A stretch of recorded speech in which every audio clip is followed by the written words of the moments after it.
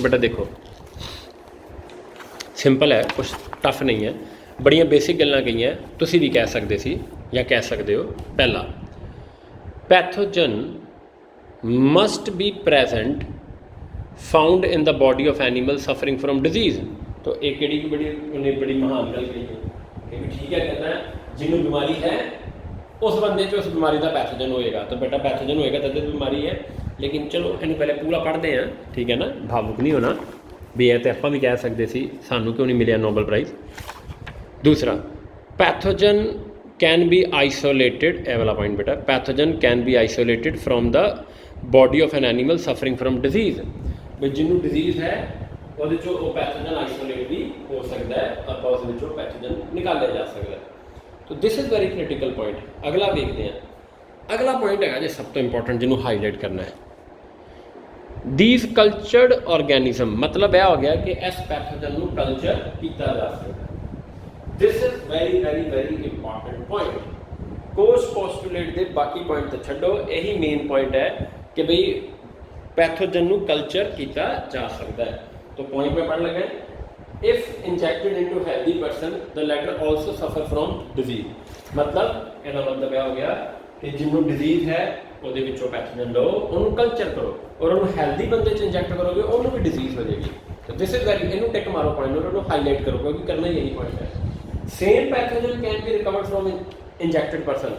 हुण जिहदे च आपां इंजैक्ट किया है थोड़े समय बाद ਉਹਦੇ ਵਿੱਚੋਂ भी उस पैथोजन को रिकवर किया जा सकता है। यह मतलब है ਉਹਦੇ ਵਿੱਚੋਂ भी रिकवर किया जा सकता है। ਹੁਣ क्वेश्चन की आता है, course postulates are not applicable to, ऐसा सवाल आता है बेटा। देखो इस तो अलावा कोई और सवाल आना भी नहीं है। Course postulates are not applicable to, तो बेटा कोई भी वायरल डिजीज़ होएगी ਉਹਦੇ उत्ते कोर्स पोस्टुलेट एप्लीकेबल नहीं है। ठीक हो गया जी। ये क्यों? क्योंकि तुम सब ने पढ़िया वी कांट कल्चर वायरस। मैं तुहानूं कहा ना तीसरा पॉइंट सब तो इंपॉर्टेंट है। तीसरे पॉइंट लिखा जी उस ऑर्गेनिज्म को कल्चर किया जा सकता है, लेकिन वायरस को आप अज तक कोई भी बेटा कल्चर नहीं कर पाया। तो वायरस को कल्चर करना इज वेरी डिफिकल्ट। ठीक है, अज की डेट से हम पॉसिबल हो पाया, लेकिन बिल्कुल लेटेस्ट वाला बेटा नीट च नहीं आना, जो पुराना हैगा वही चलेगा। तो वी कांट कल्चर वायरस, इस करके थर्ड पॉइंट एप्लीकेबल नहीं होएगा कि ना उत्ते वायरस। तो क्वेश्चन किस तरह आता है, course postulates are not applicable to, तो चॉइस की होगी जड़ी थले वायरल डिजीज़ होएगी। जिवें मान लो चॉइसिस आ गई, 3 बैक्टीरियल डिजीज़ के नाम लिखे होंगे, एक किसी का वायरल का लिखा होगा। ठीक है, तो दैट इज़ वेरी इंपॉर्टेंट। अब अगले पेज के पेज नंबर 2 देखो, देखो मैं जो मैं बोलिया सी वेरी इंपॉर्टेंट, इन इत्थे टिक मार लेना। Koch's postulate are not applicable to bacteria of leprosy, this is only bacteria which is exception. ठीक है, लेकिन रीसेंटली इनू भी बेटा कल्चर कर लिया गया, लेकिन नीट से चलेगा। The only exceptional bacteria and virus, very important, इनू हाईलाइट करो, and virus as they can't be cultured, इनू भी हाईलाइट करो। रीजन क्या आ गया भी इन्होंने आप कल्चर नहीं कर सकते। ठीक है ना, तो this is very important.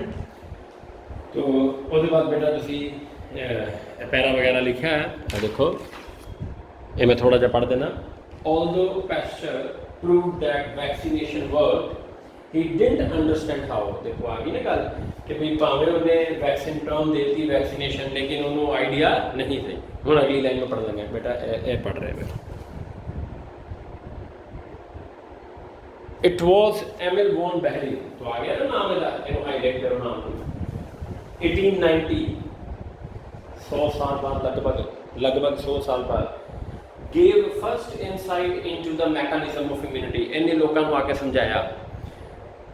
Von Behring demonstrated that serum, अब देखो जिन्होंने पिछले लैक्चर जिन्होंने ध्यान ना सुने हैं, मैं तुहानूं ATS करवाया सी ना एंटी टैटनस सीरम, उस तो पहले एंटी टैटनस सीरम किहदे अगेंस्ट है, टैटनस के अगेंस्ट है।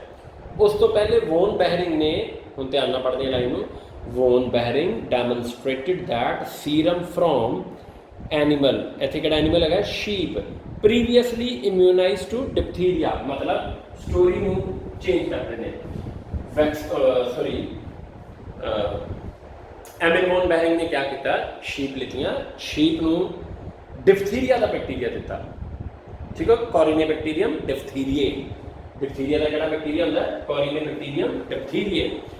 उसके बाद शीप के विच एंटीबॉडीज डिवेलप हुई, महीने बाद ਉਹਦੇ ਵਿੱਚੋਂ ब्लड दिता, ब्लड ਪਿਆ ਰਹਿੰਦਾ, क्लॉट बन गया, ऊपर जो पानी सी ਉਹਨੂੰ क्या कहते सीरम, क्योंकि ਉਹਦੇ ਚ एंटीबॉडीज है, ਉਹਨੂੰ ਕੀ ਕਵਾਂਗੇ? एंटी सीरा। ਇੱਥੇ ਇਹਨੂੰ एंटी टैटनस सीरम नहीं कहना, दिस इज एंटी डिप्थीरियल सीरम। वो ATS हो गया, ADS हो गया, एंटी डिप्थीरियल सीरम। तो ठीक है, असी एंटी टैटनस सीरम पढ़ते हैं, ठीक है ना, लेकिन एंटी डिप्थीरियल सीरम भी है, और भी बड़े सीरम है, और भी बड़े सीरम है। क्योंकि डिप्थीरिया का ADS बेटा लगता नहीं है, क्योंकि हम डिप्थीरिया का वैक्सीन बड़ा अच्छा आ गया है। जो बच्चा पैदा होता है उन्होंने DPT नहीं लगता, डिप्थीरिया पर्टूसिस टेटनस, DPT का वैक्सीन लगता है ना बेटा। तो अजकल यह जो सीरम है नहीं आता मार्केट से, क्यों नहीं आता? क्योंकि वैक्सीन बड़ा कामयाब है। हालांकि मेरी कहोगे कि इतने टेटनस है, बिल्कुल यस। इसे करके जो 10 साल तक बच्चा अगर डिगदा उन्हें कोई सट लग जाती है तो उन्होंने ATS नहीं, किसी डॉक्टर को पूछना, उन्हें कहना लोड़ ही नहीं की, क्यों? वैक्सीनेशन हुई है। डिप्थीरिया पर्टूसिस टेटनस वैक्सीन अलग है, एंटी सीरा अलग है। वैक्सीन पैथोजन है, जबकि एंटी सीरा पैथोजन नहीं है, एंटीबॉडीज है। तो सब तो पहले वो जड़ा जिमें ATS मैं सिखाया सी, सब तो पहले डिप्थीरिया वाला सीरम बनया सी, वो बनाया सी एमएल वॉन बेहरिंग ने।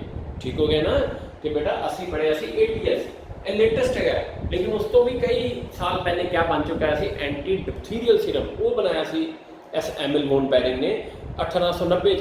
और इतने आएगा, हाँ अगले पैरा आ भी है कि पहला नोबल प्राइज, मैं तो प्लस वन भी दसिया सी कि जो नोबल प्राइज मिलने शुरू हुए तो फिजियोलॉजी और मेडिसिन का पहला नोबल प्राइज किनू मिलया सी? ML von Behring. तो पढ़ते हैं, from animal sheep previously immunized to diphtheria could transfer immune state to unimmunized animal।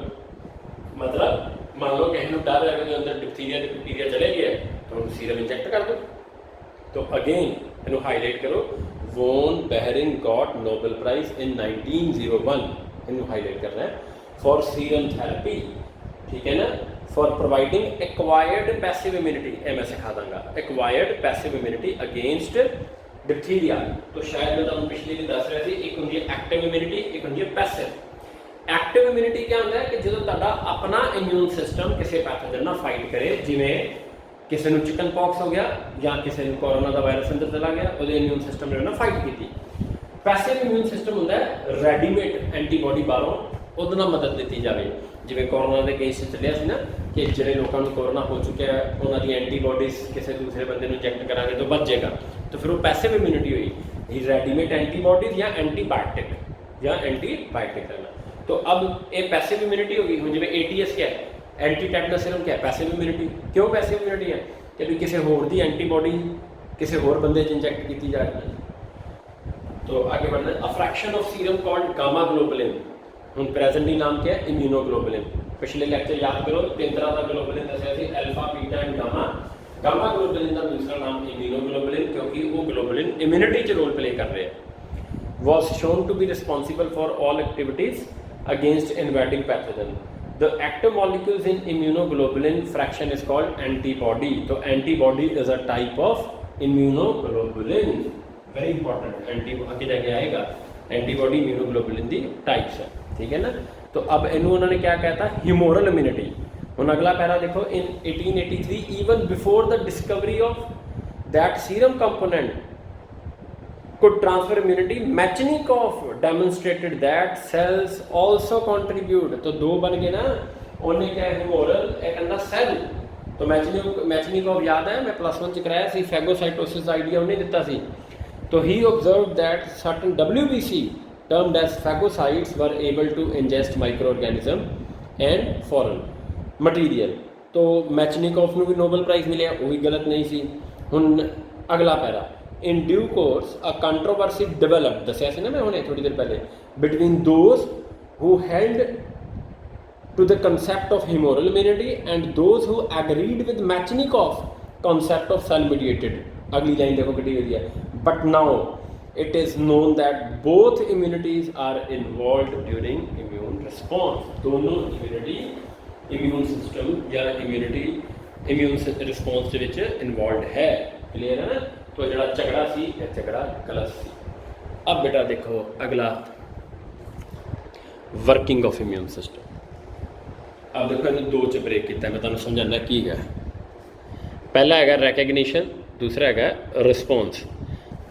अब रैकग्निशन, सब तो पहले पैथोजन समझ लो, सब तो पहले इम्यून सिस्टम रैकग्नाइज करेगा कि ये सेल्फ है कि नॉन सेल्फ है, ठीक है ना।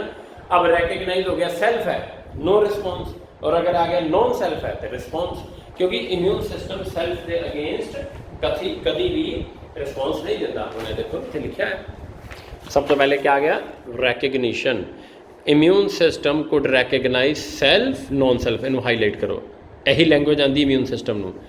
As well as subtle, subtle क्या होंगे माइनर, सटल कैमिकल डिफरेंसिस, छोटे छोटे डिफरेंसिस भी रैकग्नाइज कर लेते, that distinguish one foreign pathogen from the another. मतलब जिन्हें जिमें हम चिकन पॉक्स का वायरस है, पोलियो का वायरस है, इम्यून सिस्टम देखो कितना सियाना दोनों अलग अलग समझ रहे, ठीक है ना। यह मतलब है सटल मतलब छोटे छोटे डिफरेंसिस भी। अब उसके बाद क्या आ गया response. After recognition there are two types of responses, किहड़े किहड़े, इफैक्टर इमीडिएट, ठीक है, और मैमरी, यदा मतलब मैमरी सेल। अब डायग्राम याद करो, दो च डिवाइड हो गया सी, बी सेल और टी सी cell, plasma cell effector cell हो गए, और साइटोटॉक्सिक टी लिम्फोसेल भी इफेक्टर सेल हो गए, और नाल क्या बने सी मैमरी सेल। तो यह मतलब है इत्थे बेटा, अगर मैं तुहानूं ये सब कुछ ना कराया होंदा और तुहानूं कुछ नहीं समझ आना इसदा की मतलब है। इफेक्टर मतलब क्या हो गया प्लाज्मा सेल, और उधरों साइटोटॉक्सिक टी लिम्फोसाइट, और memory B cell and memory T cell. अब इत्थे क्या लिखा है, exposure to same pathogen induce memory response, आ गया ना, कि भी दोबारा जो कभी इनकाउंटर होएगा तो मैमरी सेल अपने आप अपना फाइट करेगा, ठीक है। नेक्स्ट बेटा, नेक्स्ट आ गया कंपोनेंट्स ऑफ इम्यूनिटी। दो कंपोनेंट्स आ गए, इनेक्ट नॉन स्पेसिफिक आ गया ना, और एक्वायर्ड अडेप्टिव इम्यूनिटी या स्पेसिफिक। तो नॉन स्पेसिफिक का मतलब हो गया जरा मर्जी पैथोजन आ जाए, इम्यून सिस्टम में मारने का तरीका फिक्स्ड है, और स्पेसिफिक का मतलब हो गया पर्टिकुलर एंटीजन पर्टिकुलर एंटीबॉडीज। तो पहले आप पढ़ते हैं, ये बहुत इंपॉर्टेंट है ताकि बोर्ड एग्जाम लिए भी। तो पहले आप पढ़ते हैं, देखो it is set of diseases, set of disease कह लो या diseases resistance, sorry set of disease resistance mechanism that are not specific to particular pathogen and is immunity which an individual possesses by virtue of his genetic and constitutional makeup, that is by birth। मतलब by birth हुणे जिमें थोड़ी देर च समझ आता है, जिमें यह देखो ये जी इनेट इम्यूनिटी ये डिटेल आ रही है। तो इनेट इम्यूनिटी जी क्या आएंगे, physical barrier, physiological barrier, cellular barrier, inflammatory barrier. हुण जिवें मान लो पहला फिजिकल बैरीयर, एक एक करके सारे बैरीयर पढ़ांगे आप। पहले एक्वायर्ड देख लेने, acquired immunity, a high degree of specificity as well, remarkable property of memory and is immunity that an individual acquires during its life. तो जिवें मान लो मैं एक एग्जांपल देके समझाना वा, कोई पैथोजन है, कोई भी पैथोजन है, वो एंटर किस तरह करेगा, नाक चो, मुंह चो, रिप्रोडक्टिव ओपनिंग, देखो बॉडी की नैचुरल ओपनिंग है ना, अखां चो या स्किन चो। तो सब तो पहले स्किन तो कोई भी पैथोजन एंटर नहीं कर पाएगा अनलेस कट ना लगे। मान लो चिकन पॉक्स का वायरस है, क्या स्किन जान देगी अंदर? नहीं। मान लो कोई बैक्टीरिया आया से क्लॉस्ट्रिडियम टेटनाई, तो उन्होंने अपने बैक्टीरिया में इतने रखो, क्या अंदर चल जाएगा? नहीं।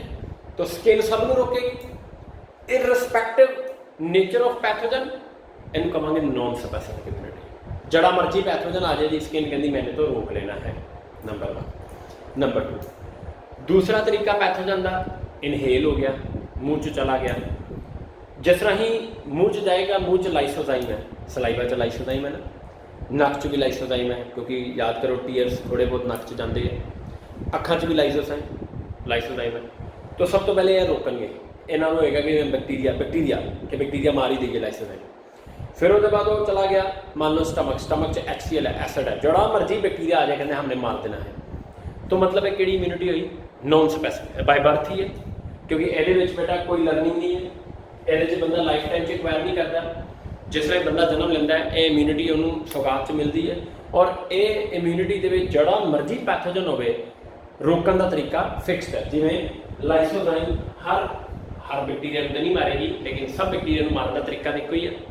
तो लाइसोजाइम बैक्टीरिया किस तरह मारेगा अगले लेक्चर से डिस्कस करांगे। वैसे मैं क्लास में सिखाया है, नैग लिंकेज ब्रेक कर देता है, सेल वॉल ब्रेक कर देता है। तो ਜਿਹੜੇ ਮਰਜ਼ੀ बैक्टीरिया आ जाए लाइसोजाइम अटैक करेगा, ਜਿਹੜਾ ਮਰਜ਼ੀ बैक्टीरिया आ जाए HCl ਨੂੰ खत्म करने की कोशिश करेगा। ਈਵਨ कोरोना वायरस भी HCl ਨਾਲ नहीं बच सकता, ठीक है ना, वो भी नहीं बच सकता। एसिड है बेटा, कितों बचेगा। तो मतलब ਜਿਹੜਾ ਮਰਜ਼ੀ ਪੈਥੋਜਨ ਆ ਜਾਏ ਮਾਰਨ ਦਾ ਤਰੀਕਾ ਸੇਮ ਹੈ। ਨੈਚੁਰਲ ਓਪਨਿੰਗ ਦੇ ਵਿੱਚ ਲਾਈਨਿੰਗ ਹੈ, ਆਪਾਂ ਅਗਲੇ ਲੈਕਚਰ 'ਚ ਡਿਸਕਸ ਕਰਾਂਗੇ। ਮਿਊਕਸ ਲਾਈਨਿੰਗ ਉਹ ਮਾਰੇਗੀ। ਸਕਿਨ ਜਿਹੜਾ ਮਰਜ਼ੀ ਪੈਥੋਜਨ ਆ ਜਾਏ ਰੋਕਣ ਦਾ ਤਰੀਕਾ ਸੇਮ ਹੈ। ਇਹਨੂੰ ਕਹਿ ਦਿੰਦੇ ਆਪਾਂ ਨੋਨ ਸਪੈਸੀਫਿਕ ਇਮਿਊਨਿਟੀ। ਅਗਰ ਕਿਸੇ ਨੇ ਪੋਲੀਓ ਦੀ ਵੈਕਸੀਨੇਸ਼ਨ ਕਰਾਈ ਹੈ ਔਰ ਉਹਨੂੰ ਚਿਕਨ ਪੌਕਸ ਹੋਏਗਾ ਕਿ ਨਹੀਂ ਹੋਏਗਾ, ਬਿਲਕੁਲ ਹੋ ਸਕਦਾ ਹੈ। तो यह हैगी स्पैसिफिक इम्यूनिटी। तो मैं इत्थे ही वाइंड अप कर रहे हैं।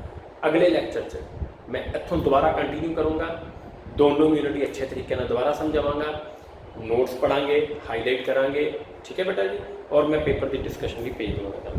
ठीक है जी, थैंक यू।